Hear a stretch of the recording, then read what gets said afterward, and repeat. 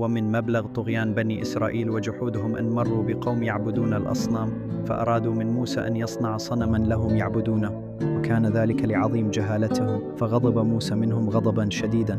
ثم كان أن أمرهم الله بالسير إلى أرض الكنعانيين أو العماليق ومحاربتهم، وكان أن بعث رجالا يستقصون أخبارهم، فلما عادوا قالوا أنهم قوم جبارين ذوي بأس شديد، وخشى بنو إسرائيل منهم، وقالوا لموسى: إننا لن نبرح مكانا، واذهب أنت وربك لتقاتلهم بأسلوب ينم عن سوء أدبهم مع الله. فكان أن حكم الله عليهم بالتيه في الصحراء لمدة 40 سنة، ثم اتجه بهم موسى إلى جبل الطور وتركهم هناك مستخلفا عليهم أخيه هارون، واتجه إلى وادي طوى بعدما طلبوا منه كتابا من عند الله يبين لهم شريعتهم، وقد أمره الله بالصيام 30 يوما ثم 10 أيام أخرى فأكملها 40، قيل إنها شهر ذي القعدة و10 أيام من ذي الحجة.